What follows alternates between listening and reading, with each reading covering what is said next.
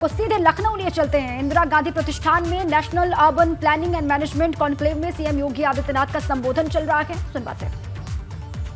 लेकिन अभी इसमें बहुत कुछ किया जाना है।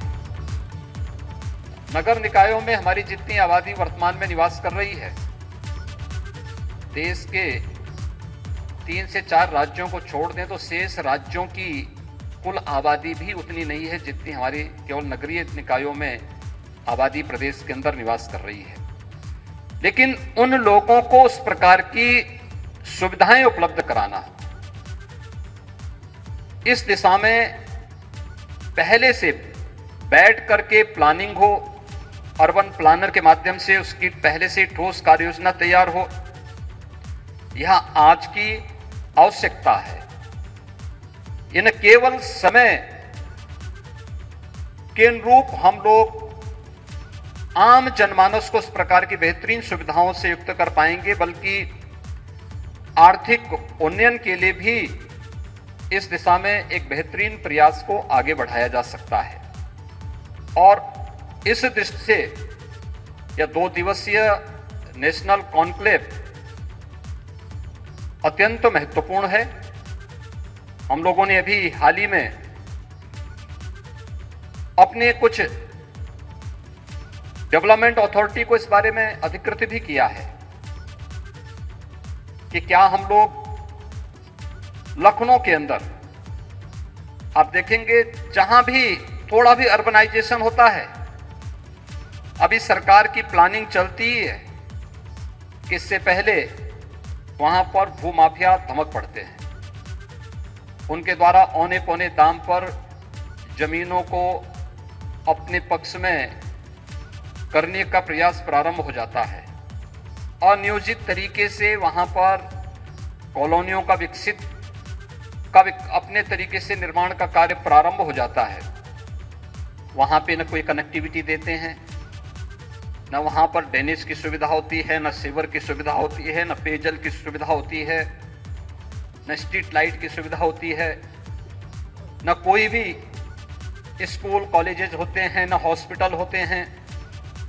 और जब वह बना करके अपना मुनाफा कमा करके वह निकल जाता है और जो लोग वहां पर रहते हैं,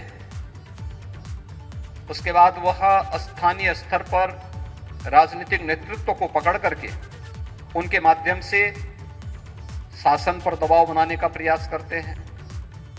उनके माध्यम से फिर अपने तरीके से उसके बाद लोगों के द्वारा जिस प्रकार की स्थिति पैदा की जाती है, तो उस प्रकार के वातावरण को बनने के पहले ही अगर हम लोग प्रारंभिक स्तर पर ही इन सब बातों पर ध्यान दे दें कि जो कुछ भी विकास हो वह व्यवस्थित रूप से हो, शहर के अंदर के जो कंजेशन है इसको हम दूर कर सकें। एक सिटी है, और सिटी अपने आप में एक आत्मनिर्भर भी बन सके।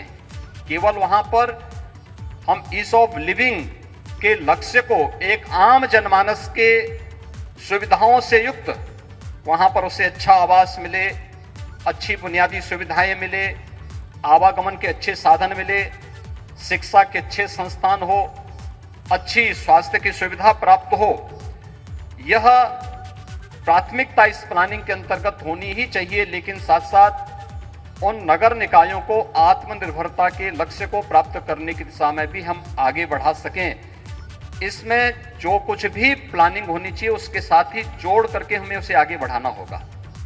आज के दिन की स्थिति क्या है? अधिकतर नगर निकाय अपने स्तर पर अपने रिसोर्सेस को उपयोग नहीं कर पाते और वे निर्भर होते हैं केवल शासन के द्वारा मिलने वाले अनुदान पर। वे अपने कर्मचारियों को वेतन भी केवल इस आधार पर दे पाते हैं जब शासन उन्हें पैसा देगा तब वे वेतन देंगे, अन्यथा वेतन देने की भी उनके पास लाले पड़ जाएंगे। वहां पर उनके द्वारा हमेशा कुछ न कुछ इस प्रकार की चीजें होती हैं। अपने स्तर पर कोई प्लानिंग उनकी नहीं होती है। हर कार्य के लिए जो भी कार्य उनको करना है, उन सभी कार्यों के लिए उनकी निर्भरता शासन पर होती है और फिर वहीं से प्रारंभ होता है। उन नगर निकायों में ऐसे तत्वों की घुसपैठ जो स्थानीय स्तर पर न केवल विकास को अवरुद्ध करते हैं बल्कि एक सामान्य नागरिक के जीवन को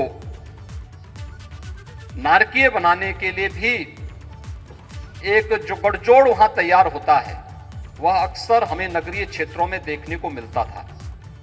आज इसमें काफी सुधार हुआ है, लेकिन इसमें बहुत कुछ करने की गुंजाइश है।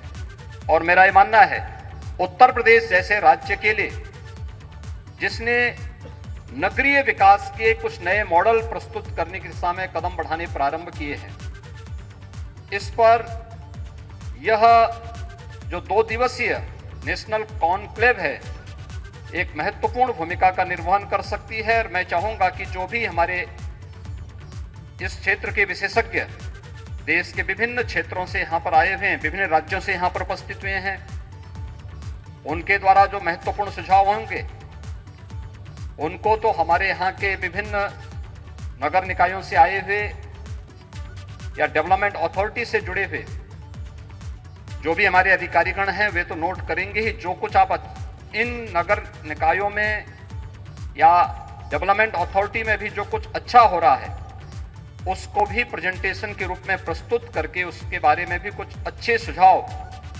आप भी ले सकें और लोगों को दे सकें, तो यह जो नेशनल कॉन्क्लेव है इसकी सार्थकता आगे बढ़ेगी। दूसरा, जो कुछ भी आप यहां पर देखेंगे अगले इन 2 दिनों के अंदर जो कुछ भी आपको देखने को यहां पर प्राप्त होगा उसका एक अच्छा प्रेजेंटेशन तैयार करते हुए अपने अपने अथॉरिटी के पास बोर्ड की बैठक में या फिर वहां के स्थानीय जो राजनीतिक नेतृत्व है, खासतौर पर वहां के मेयर के साथ, एमपी के साथ, एमएलए के साथ भी उसका प्रस्तुतिकरण अगर आप उनके सामने इसका प्रेजेंटेशन कर सकें और उनके सुझावों को लेकर के फिर उसके अनुरूप वहां की कार्य योजना को आप बनाएंगे तो इसमें काफी लाभ आपको होगा और उसे आगे बढ़ाने में भी मदद मिलेगी। मुझे पूरा विश्वास है कि आज की ये अर्बन प्लानिंग और मैनेजमेंट आज की आवश्यकता है।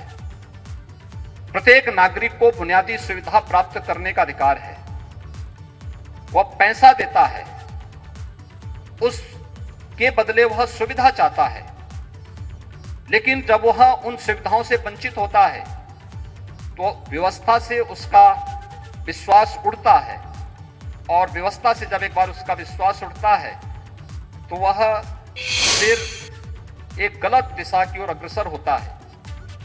मुझे पूरा विश्वास है कि आप सब मिलकर के उत्तर प्रदेश जैसे राज्य के लिए एक ठोस कार्य योजना बनाने के लिए अपना योगदान देने में यह 2 दिवसीय कॉन्क्लेव सफल होगी।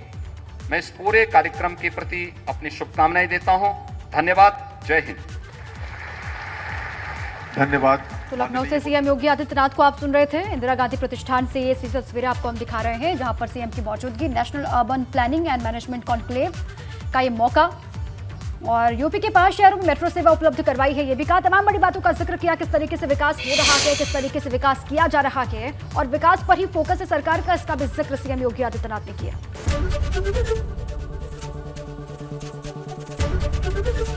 एबीपी गंगा, खबर आपकी, जुबान आपकी।